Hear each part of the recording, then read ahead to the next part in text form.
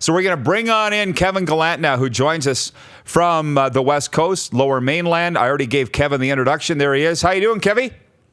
I'm awesome. How about you? I'm good. I'm great. I'm good. I appreciate Not as your good as everybody in Regina should be. Okay, let's jump right in. You see, I got my patch. You got your hat on. Yeah, I got my Pats hat on. Talk about Connor and Bedard. Well, get your season tickets and get them because you're going to watch an exciting hockey player for the next 3 years at least in as an install. I'm lucky because this past year was probably one of the best years ever for me to watch hockey and that includes those great days with the Regina Pats, because not only did I get a chance to watch my son play at West Van, but he played on the same team as Connor Bedard. So they played probably 60 games. I saw a good deal of them, and that was pure entertainment. And I made the comment to a lot of people last year after a camp in Penticton, enjoy Connor Bedard in 2019, 2020, and watch him for free because you'll have to pay to watch him play for the next few years, for the rest of his life, because he's that good. And I'm trying to do comparisons, and I just can't. But the last 15-year-old to me in the Western Hockey League that made an impact was Rob Brown, Kamloops Junior Oilers, and I hate to say that because he scored that tying goal that forced overtime and kind of killed the Regina Pats' chance to go to the Memorial Cup that year. Rob scored 16 goals as a 15-year-old, and he had a lot of great support. He was on a good team. So I think Connor and Rob had a great career. I think Connor is going to be very, very special. They're going to love him. Well, Kevy, the Rat, Dale Durkach, I've just brought up to the front. You've said you've told me in interviews he's the best player you ever saw, 491 career points. He never misses a show here, by the way, the Rat, now scouting for the Maple Leafs. I've seen video of Connor. He doesn't look a lot different than Dale, and actually right now they're about the same size. Is that an accurate comparison at all? He's going to be stronger than Dale and bigger for sure. His dad is that way. But like Dale looked at the goalie when he shot the puck. That's what Connor does. Connor's not looking at his puck or anything like that. And Connor's got this sense where he's sometimes not even looking at the goalie and he's looking at something else and the goalie's not preparing for the shot and it's in the net. But Dale Durkach was a goal scorer. I mean, when he was 17, he scored 62 goals, right? And that was his very first year in the Western Hockey League. He didn't play as a 15-year-old. I believe Connor will get to that level in goals when he's 17 for sure, right? I certainly believe that. But Connor's can be physical as well. He's not afraid he's not afraid of getting hit. He's not afraid of hitting somebody, and he's not afraid of really working hard along the wall to get the puck. But he also has that ability to know where to go, right? And what an amazing release. Quick release, can shoot from anywhere. That's what Dale could do. Dale probably has better skill with that. Dale could shoot the puck from anywhere. He was amazing that way. And he had a quick release. Connor has a very quick release as well. Maybe a heavier shot. But at the end of the day, Dale was shifty. Dale was unbelievable. And Connor is as well. Kevin, I think they're going to produce kind of similar results. Kevin, the scouts, the fans, the former Dub players are all saying the pressure on this kid is astronomical, what's come with the exceptional player status. So can you address that and how you think he'll be able to handle it? Yeah, I think you guys touched on it on your show. Certain people just know how to handle it. He's had a ton of pressure this year. Pressure's not new for him. I mean, the guys have been targeting him for how many years watching in minor hockey or spring hockey. He's been targeted for years. I think having Hockey Canada and everybody scrutinize every single step over the last year and maybe even longer than that has prepared him very well for it. And it's kind of funny. Big pressure games, he just seems to rise to the occasion. The last game that he's played in the Canadian Scholastic Hockey League was at the championships against Matt Savoy, a great player, and Rank, who had 13 Western Hockey League draft picks. West Van only had 2. And Connor was the most dominant player on the ice. The West Van team beat or an upset of one of the top ranked teams, 5-1, and Connor had a goal and an assist and countless of other chances, and just rose to the occasion. So I think the pressure. Some people love it. I think he's going to embrace it. I think he's as long as he gets great support, and he couldn't ask for a better place to go, a better fit, better community in my mind. And I'm not just saying that because I'm biased, but John Paddock is a great human being, and I think he's going to create an environment that's going to foster a lot of support. And Connor is just going to do well. I know that I believe he's going to love his head coach. I just think it's a great fit, and he's going to love the community.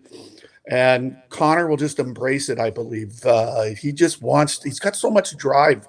That's the thing the great players have drive that you just can't figure out, and he's got more drive than almost any player I've seen in all of my time. He's got great.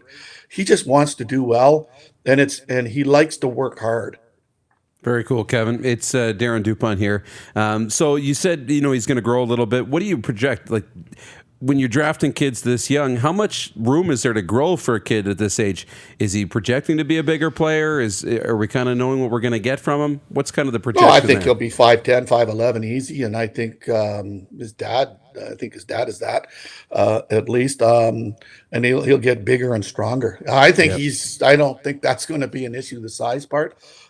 He works out with former Western Hockey League first pick Ryan Kerr in North Van, and he works out, and he's still working out to this very day. So his physical training is superb. The one thing you're going to notice when you watch him play is his strength. You're going to see he's strong. There's nobody in that league that we played this year that makes better passes or harder passes than he does. Man, that guy's got a hard pass. Like, he can really make a pass, and you can see that the heaviness of that pass, it gets there quick and hard. So that comes with strength. He's got lots of strength, and I do project him to be 5'10", 5'11" at the least. He's only 14. He's still got a few more months before he turns 15. Kevin, two other things. We have not had a Vancouver coronavirus update, and what we've heard from people is that is a hot spot in Canada. New York is in the States.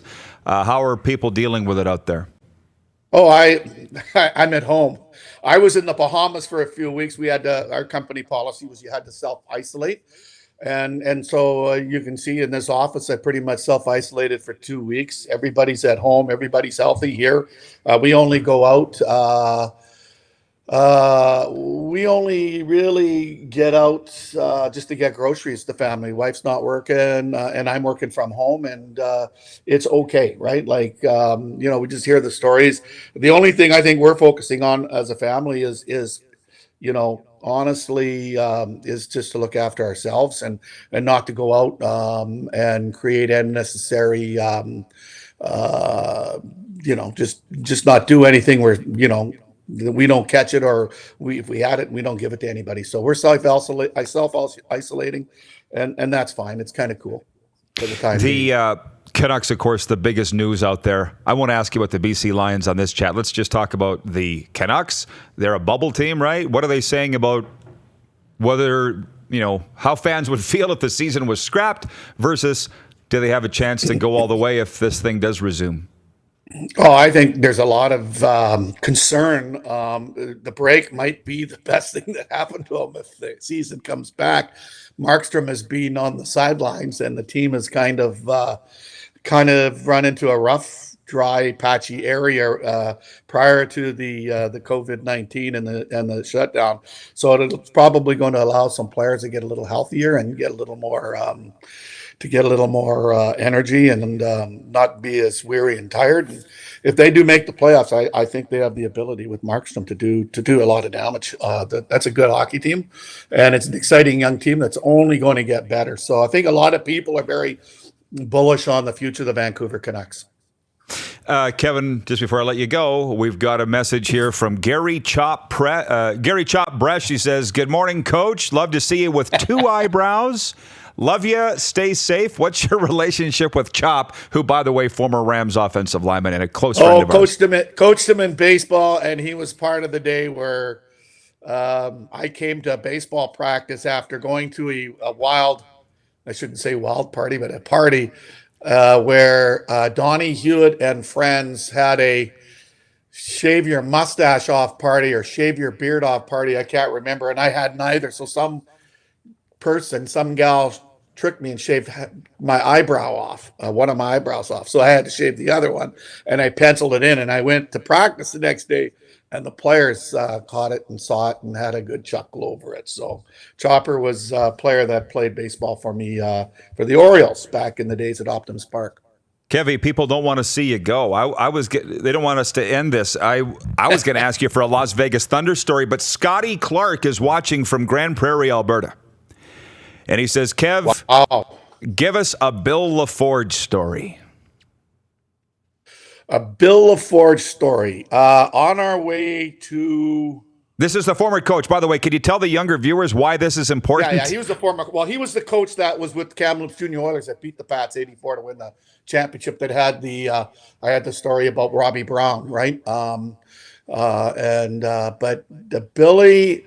I remember the one year when I can't remember if we're going to Medicine Hat, and he made a stop off at a Canada Packers plant and to pick up, he had to pick something up. And then we got to the rink in Medicine Hat. I think it was Medicine Hat, and I think they had a fairly tough team. And I remember for the players, we weren't succeeding and we didn't play hard enough or rugged enough or tough enough. And I remember him getting a pail of guts and blood and making the players, before they went into the rink, grab some guts out of that pail. And it was a subconscious message. Probably a lot of people didn't know that story, but he told a lot of stories back then. Billy, he would use everything he could to motivate hockey players. Trust me. And I remember the brawl in Billings, Montana, with Al Tour and Brent Pascal, and while it was a pre-game brawl, we took all the pucks from the Billings net and brought it into the Pats zone. Billings had to come onto the ice to get the pucks to warm up, and we just had an unbelievable brawl, which only ended when Gordy Kluzak KO'd Jeff Crawford at center ice, and the brawl ended. Police were involved and everything, and Bill, the late Bill LaForge, was in the media room reading the book The Hammer by Dave Schultz. Didn't even watch it. Didn't he eat a live lizard one time, Kevy? Didn't he eat a lizard? Yep. Oh, yeah. He told us he was sitting at a construction site in St. Albert or Edmonton, and he put it into someone's sandwich, replaced it, and then the guy freaked out. And Billy said it's not a big deal. And he tells a story that he went and ate the lizard and the sandwich. Okay. Anything else, Darren? Yeah. Anything you want? This is real life, folks, by the way. That's outstanding. Okay, before we let you go, because our we've had so many gifts into the bunker and things like that, so I'm kind of doing the name the sports memorabilia a little bit in my own mind, everybody's home bunker and stuff like that. So over your left shoulder, if you can go full screen on Kev, over your left shoulder, that's a Canucks something shirt, jersey, and is that a Maple Leaf Junior Golf Tour towel hanging out of the closet? Yeah, it is. I help fundraise for the Maple Leaf Junior Tour, which we paid for Adam Hadwin's Q School registration. So we have a big function every June that I'm a part of, and it's exciting. And so, yeah, I help out with the Maple Leaf Junior Tour. I'm a big believer in Murray Pogge's group that helps with junior golf across Canada. Just about every pro golfer from Canada has participated in it. But you're right. I have a vintage Canucks jacket hanging up, and I have an MJT. And then there's a little picture of me when I was on CKTV when I was like 27 years old or something like that, a long time ago. Jeff Chambers is the guy on the tour, on a Swift Current. I know him. I know Jeff. Junior golf events all over the prairie. So saw that. Yeah, that's good. Kevy, we'll let you go. Hey, thanks. Yeah, I thanks just want to say for Regina, please support Connor. He's an amazing kid, an amazing family. It's a blue collar family. They have a lot of great values, that family. I think he's a perfect fit for Saskatchewan because I think Saskatchewan people and the Bedard family share values. And I think that you're going to love this family. And I just ask that, I know that if he gets the support, he's going to really do a great job for hockey in the city of Regina. And I don't think you've had a score in that tone since Dale Derkach, and that potential is there. Awesome. Kevin, thanks for the heads up on all that at the start of the week, by the way, and keep in touch, my friend. Thanks for all the support. Yep, and look forward to talking to you down the road. You betcha. You're watching Rod Pedersen On Demand. For more of The Rod Pedersen Show, visit rodpedersen.com or follow Rod Pedersen on social media.